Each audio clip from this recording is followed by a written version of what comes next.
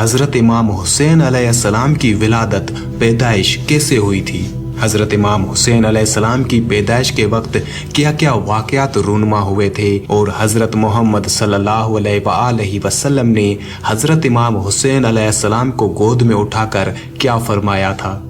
حضرت امام حسین علیہ السلام کی ولادت پر حضرت جبرائیل علیہ السلام اللہ تعالیٰ کے حکم پر جب حضرت امام حسین علیہ السلام کی ولادت پر فرشتوں کو لے کر آ رہے تھے تو ایک فرشتہ فطرس جو کہ زمین پر پہلے سے ہی موجود تھا، اس نے ایسا کیوں کہا کہ مجھے بھی امام حسین علیہ السلام کی طرف لے چلو؟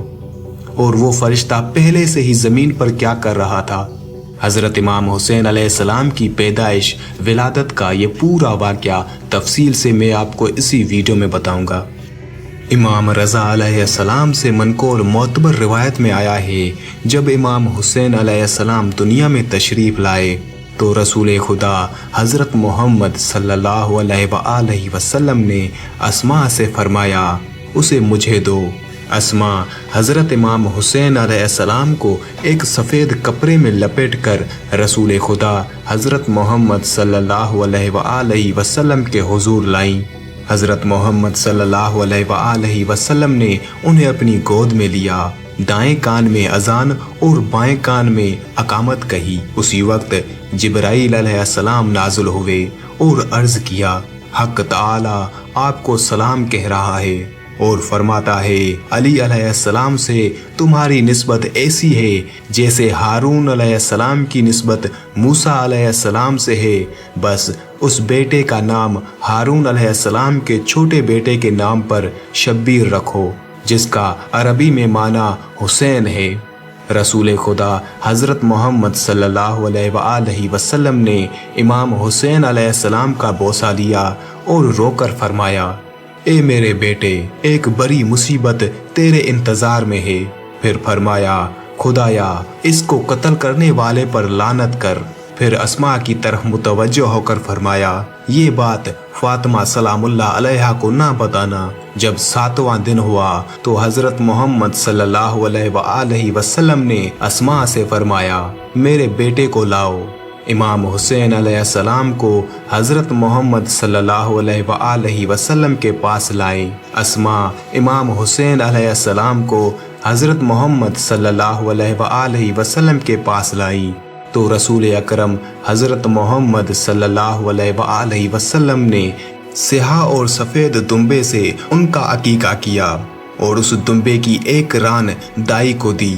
پھر حضرت امام حسین علیہ السلام کے سر کے بال اتارے اور ان کے سر کے بالوں کے وزن کے برابر چاندی صدقہ کیا۔ نیز خلوق پودے جو ایک خوشبودار پودا ہوتا ہے کے پتے امام علیہ السلام کے سر پر ملے۔ پھر حضرت محمد صلی اللہ علیہ وآلہ وسلم رونے لگے۔ امام حسین علیہ السلام کو گود میں لیا اور فرمایا، اے ابا عبداللہ، آپ کا قتل ہونا مجھ پر بہت سخت ہے۔ اسماء نے عرض کیا، میرے والدین آپ پر قربان ہوں، یہ کیسی بات ہے کہ پہلے دن بھی کہی اور آج بھی اس کی تکرار فرما رہے ہیں۔ حضرت محمد صلی اللہ علیہ وآلہ وسلم نے فرمایا، اے اسماء، بنی امیہ کے ستمکاروں اور کافروں کا ایک گروہ میرے اس بیٹے کو قتل کرے گا اور خدا ان لوگوں کو میری شفاعت سے محروم کر دے گا۔ اس کو وہ شخص قتل کرے گا جو میرے دین میں رخنا ڈالے گا اور خدا کا منکر ہو جائے گا۔ پھر فرمایا، خدایا میں تجھ سے سوالی ہوں کہ میرے ان دونوں بیٹوں کے لیے وہی کچھ عطا کرنا جو ابراہیم علیہ السلام اپنی ذریت کے حق میں چاہتے تھے۔ خداوند ان کو دوست رکھ اور ہر اس شخص کو دوست رکھ جو ان کو دوست رکھتا ہے، اور لعنت کر اس شخص پر جو ان کو دشمن سمجھے۔ ابن شعراء عاشوب نے روایت کی ہے، حضرت امام حسین علیہ السلام کی ولادت کے وقت جناب فاطمہ زہرا سلام اللہ علیہا بیمار ہو گئی اور دودھ کی کمی لاحق ہوئی تو رسول خدا حضرت محمد صلی اللہ علیہ وآلہ وسلم نے اپنی انگشت آپ علیہ السلام کے منہ میں دی اور اسی سے دودھ جاری ہوا جو حضرت امام حسین علیہ السلام نے پیا۔ بعض مورخین نے کہا حضرت محمد صلی اللہ علیہ وآلہ وسلم نے اپنی زبان امام حسین علیہ السلام کے منہ میں دی اور زبان کو چوسنے سے غذا حاصل ہوئی، اور پیغمبر اکرم حضرت محمد صلی اللہ علیہ وآلہ وسلم کی زبان سے 40 دن تک امام حسین علیہ السلام کو رزق اور غذا ملتی رہی، اور آپ علیہ السلام کا گوشت رسول اللہ صلی اللہ علیہ وآلہ وسلم کے گوشت سے بنا۔ حضرت امام صادق علیہ السلام نے فرمایا، حضرت امام حسین علیہ السلام نے نہ تو فاطمہ زہرا سلام اللہ علیہا کا دودھ پیا اور نہ کسی اور کا، بلکہ حضرت کو رسول اللہ صلی اللہ علیہ وآلہ وسلم کی خدمت میں لایا جاتا اور حضور پاک حضرت محمد صلی اللہ علیہ وآلہ وسلم اپنی انگشت مبارک حضرت امام حسین علیہ السلام کے منہ میں رکھتے اور آپ علیہ السلام چوستے تھے، اور یہ چوسنا 2 یا 3 بار کافی تھا۔ اس طریقے سے حضرت امام حسین علیہ السلام کا خون اور گوشت بنتا رہا، اور کوئی بچہ حضرت عیسیٰ علیہ السلام اور حضرت امام حسین علیہ السلام کے علاوہ ایسا نہیں جو 6 ماہ کا پیدا ہوا اور زندہ رہا ہو۔ اب بات کرتے ہیں اس فطرست فرشتے کی۔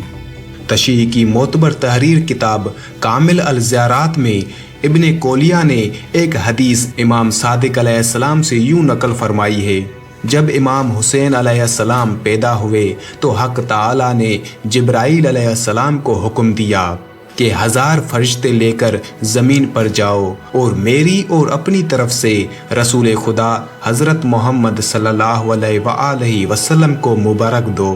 حضرت محمد صلی اللہ علیہ وآلہ وسلم نے فرمایا، جبرائیل علیہ السلام کے اترنے کا مقام ایک جزیرہ تھا جو دریا کے اندر تھا۔ اس جزیرے میں فطرست نامی ایک فرشتہ تھا کہ جو عرش کے اٹھانے والوں میں سے تھا۔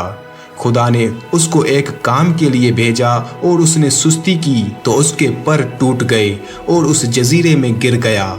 اس نے 600 سال خدا کی عبادت کی حتیٰ کہ امام حسین علیہ السلام کی ولادت ہو گئی۔ فطرست نے جبرائیل علیہ السلام سے پوچھا کہ کہاں جانے کا ارادہ ہے؟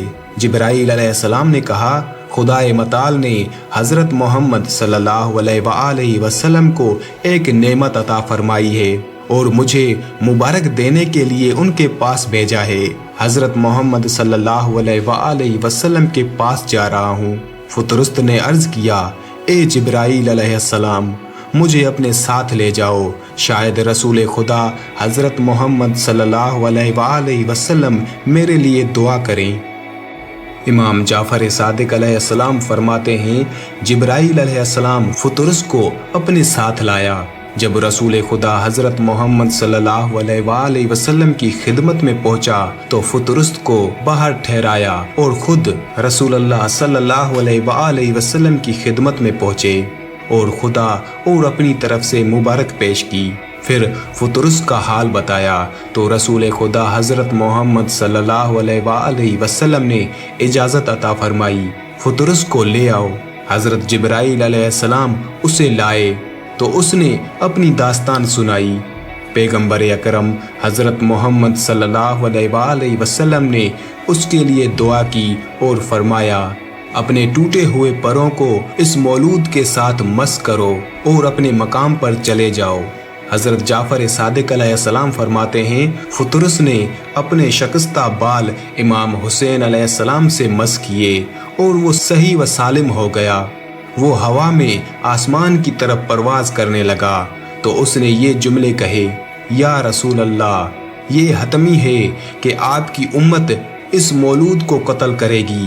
میں اس مولود کے اپنے اوپر احسان کی وجہ سے خود پر لازم کرتا ہوں کہ ہر زائرین کی زیارت کو ان تک پہنچاؤں گا اور ہر سلام کرنے والے کا سلام ان تک پہنچاؤں گا، اور جو شخص ان کو مبارک دے گا وہ ان تک پہنچاؤں گا۔